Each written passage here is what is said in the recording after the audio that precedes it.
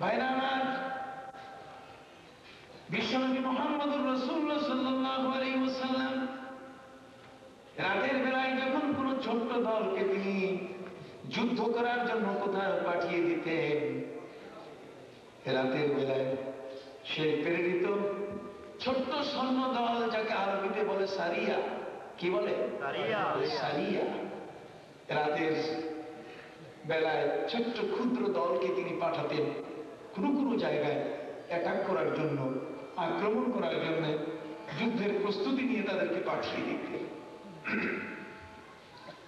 আল্লাহর হাবিব ওই ক্ষুদ্র দলটিকে যুদ্ধে পাঠানোর সময় তিনি তাদের মধ্য থেকে একজন নেতা নির্বাচন করতেন। কি নির্বাচন করতেন? নেতা। 20 জন সৈন্যের একটি ছোট্ট দল, সেই দলের মধ্যে কে নেতৃত্ব দিবেন? বুখারী শরীফ আপনি খুলে দেখেন, মুসলিম খুলে দেখেন, আবু দাউদ খুলে দেখেন, হাজিরিন যুদ্ধ সংক্রান্ত আলোচনার হাদিসগুলো খুলে দেখলে আপনি অবাক হয়ে যাবেন। তাফসীর গ্রন্থগুলো আপনি খুলে দেখেন। আল্লাহর হাবিব, খোদার কসম, যার স্বাস্থ্য ভালো, যে দেখতে সুন্দর, তাকে তিনি কখনো নেতৃত্ব দিতেন না। নবীজির সাথে আত্মীয়তার সম্পর্ক যার বেশি, তিনি তাকেও নেতৃত্ব দিতেন না। তিনি ওই যুদ্ধের 20 জন ব্যক্তির নেতৃত্ব দানের জন্য বাছাই করতেন যে কোরআন শরীফ মুখস্থ বেশি কার আছে। কোরআন শরীফ বেশি মুখস্থ কার? কোরআনের সূরা যাদের বেশি মুখস্থ, তাদের মধ্য থেকে তিনি একজনকে ওই দলের নেতা বানাই দিতেন।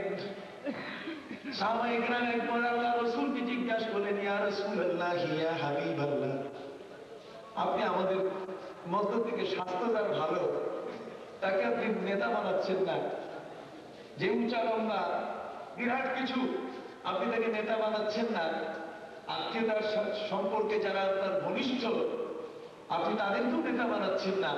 নেতা বানাচ্ছেন যার কোরআন শরীফ বেশি মুখস্থ। বলুন সুবহানাল্লাহ। নবীজি উত্তর দিলেন, সাহাবীরা শোনো, নেতৃত্ব হলো এমন এক মহান দায়িত্ব, নেতৃত্ব দিতে গিয়ে যেন কোন নেতা কারণ করে জুলুম না করে। নেতৃত্ব দিতে গিয়ে নেতা যেন তার পক্ষীয় দলটাকে যেন সঠিকভাবে পরিচালনা করে। প্রতিপক্ষের উপরে অত্যাচার আক্রমণ করতে গিয়ে সে আক্রমণটা যেন কখনো অত্যাচারে রূপান্তরিত না হয়, জুলুমে যেন রূপান্তরিত না হয়। এটি ওই ব্যক্তির পক্ষে নিয়ন্ত্রণ করা সম্ভব যার হাতে কি আছে? কোরআন আছে, যার সিরার মধ্যে কি আছে? কোরআন আছে। আপনি শুনে অবাক হয়ে যাবেন। এই জন্যই ওয়াজের মাহফিলে আপনারা আসবেন, ওয়াজ শুনবেন এই কারণে যে একটি ওয়াজ মাহফিলে যারা আসেন আপনাদের সামনে কথা বলেন, যেগুলো আমরা আমাদের ছাত্রের সামনে অনেক সময় বলার সুযোগ পাই। তাদের সাবজেক্টের যে সীমিত সাবজেক্ট, এর বাইরে আমাদেরকে কথা বলার কোন সুযোগ থাকে। বিশ্বনবী মুহাম্মদুর রাসূলুল্লাহ সাল্লাল্লাহু আলাইহি ওয়াসাল্লাম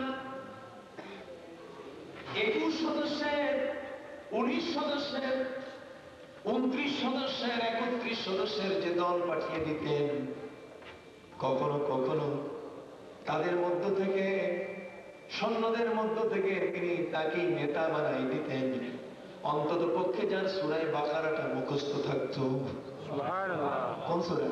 বাকারা। নবীজিকে জিজ্ঞেস করা হয়েছে যে হুজুর, সূরা বাকারার আপনি এত গুরুত্ব দিচ্ছেন কেন?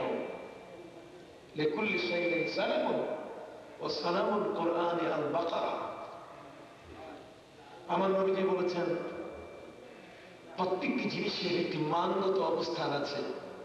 আল্লাহ কোরআন শরীফের মধ্যে সূরা বাকারার মান এত বৃদ্ধি করেছেন যে সূরা বাকারাটা যদি কোনো ব্যক্তির মুখস্থ থাকে, তাহলে অন্তত পক্ষে আইনের জগতে ইসলামী আইনগুলো এমনভাবে তার আয়ত্তে এসে যাবে যে সে কোনোদিন কারো উপরে জুলুম করবে না, অত্যাচার করবে না, এবং সে আল্লাহর প্রতি সঠিকভাবে নিজকে পরিচালিত করতে সক্ষম হবে। এই জন্যই নবী করিম সাল্লাল্লাহু আলাইহি ওয়াসাল্লাম সূরা বাকারা যার মুখস্থ, অন্তত পক্ষে আর কোনো মুখস্থ না থাকলেও সূরা বাকারা যার মুখস্থ তাকে তিনি নেতৃত্বের দায়িত্ব দিতেন। রাতের বেলায় দল শত্রু পক্ষের উপরে আক্রমণ করার জন্য যখন রওনা হতো, আল্লাহর হাবিব সৈন্যদেরকে জিজ্ঞাসা করতেন, তোমরা কখন হামলা চালাবে বলো তো? শত্রুর উপরে তোমরা আক্রমণ শুরু করবে কখন? আজ পৃথিবীতে যারা যুদ্ধনীতি তৈরি করছে তাদের এই কোনো নিয়ম নাই। তাদের নিয়ম হচ্ছে শত্রুকে যখন পাও তখনই মারো। কি বলে ঠিক না? এতে রাত হোক আর দিন হোক, দিন হোক আর রাত হোক, যে সময় হোক না কেন শত্রুকে মারাটাই উদ্দেশ্য। এ হলো তাদের যুদ্ধনীতি। আমার ইসলাম যুদ্ধনীতি পৃথিবীর মধ্যে মানুষকে দিয়েছে। নবী করিম সাল্লাল্লাহু আলাইহি ওয়াসাল্লাম তার প্রেরিত সৈন্য দলকে তিনি জিজ্ঞেস করতেন যে তোমরা যে শত্রুর উপরে আক্রমণ করার জন্য যাচ্ছ, সেই শত্রুর উপরে আক্রমণ করবে কখন? সৈন্যদল নবীর কাছে ডাক দিয়ে বলে, হুজুর, শত্রুর সাথে তো সময় পরিমাণ করা ঠিক হবে না। রাতের গভীরে ওরা যখন ঘুমিয়ে যাবে ওই মুহূর্তে তাদের উপরে আমরা আক্রমণ চালাবো। আমাদের আক্রমণের হাত থেকে তারা যেন কোনো মতেই বাঁচতে না পারে, এই জন্য যা যা করা দরকার আমরা সব কিছু করব। আমার রাসূল বলেন, না, আমার আল্লাহ তোমাদেরকে রাতের গভীরে আক্রমণ করার অনুমতি দেন নাই। তোমরা কি কোরআন পড়ো নাই? ওয়াল-আদিয়াতি দবহান ফাল-মুরিয়াতি কদহা ফাল-মুগীরাতি সুবহা। আল্লাহ পাক রব্বুল আলামিন বলেন, কসম খেয়ে তিনি বলেন, এই পৃথিবীর মধ্যে আমার প্রিয় নবীর উম্মত যারা শত্রু পক্ষের উপরে তারা আক্রমণ করবে সকাল বেলায়, ফাল-মুগীরাতি সুবহা। কথা বুঝতে পারছেন? মুগীরা মানে 11, আর 11 শব্দের অর্থ হচ্ছে আক্রমণ, গালবগিরি করা, কারোর উপর আক্রমণ পরিচালনা করা। অতএব যুদ্ধের আক্রমণ মুসলমানরা করবে সকাল বেলায়। সাহাবীরা জিজ্ঞাসা করেন, হুজুর, রাতের বেলায় বাদ দিয়ে সকাল বেলায় কেন? আল্লাহর হাবিব বলেন, শোনো, আমি তোমাদের সামনে ব্যাখ্যায় বলতে চাই, রাতের বেলায় খবরদার শত্রু পক্ষের উপরে তোমরা আক্রমণ করবে না, বরং তোমরা অপেক্ষা করবে ফজর পর্যন্ত। ফজরের আযান শোনা যায় কিনা? তোমরা যে এলাকায় যাচ্ছ সেই এলাকায় গিয়ে তোমরা ফজর পর্যন্ত অপেক্ষা করবে ফজরের আযান তোমাদের কানে পড়ছে কিনা। যদি ফজরের আযান পড়ে যায় আর আযান যদি তোমাদের কানে আসে, তাহলে আমি রাসূল তোমাদেরকে আদেশ দিলাম, ওই জায়গায় আর তোমাদের কোনো যুদ্ধ নাই, কোনো আক্রমণ নাই, কোনো যুদ্ধ নাই, কোনো আক্রমণ নাই। যে জায়গায় তোমরা আক্রমণ করছো সেই জায়গার মূল উদ্দেশ্য হলো মানুষকে নামাজি বানানো, আল্লাহর পথে মানুষকে অগ্রসর করা। ফজরের আযান যখন উচ্চারিত হচ্ছে আর ওই আযান যখন তোমাদের কান পর্যন্ত পৌঁছে গেছে, তার ইসলামকে ওই জায়গায় ঠেকাবার মতো আর কেউ নাই। কাজী ফজরের আযান কানে শোনার অর্থ হলো ওই জায়গায় মুসলমানের কবজায় এসে গেছে। সুবহানাল্লাহ। মুসলমানের আযানকে ঠেকাবার মতো ওই জায়গায় কেউ নাই। কাজী তোমরা যদি অতর্কিত রাতের বেলা হামলা করতে, তাহলে এই জায়গায় যে নামাজি মুসলমান আছে, ফজরের আযান দেবার মতো মানুষ আছে, তারাও তোমাদের আক্রমণের শিকার হতো। কথা খেয়াল করেছেন? তাহলে দেখুন যুদ্ধনীতির ক্ষেত্রে ইসলাম কত বড় সতর্কতা অবলম্বন করেছে। নবীজি বলেন,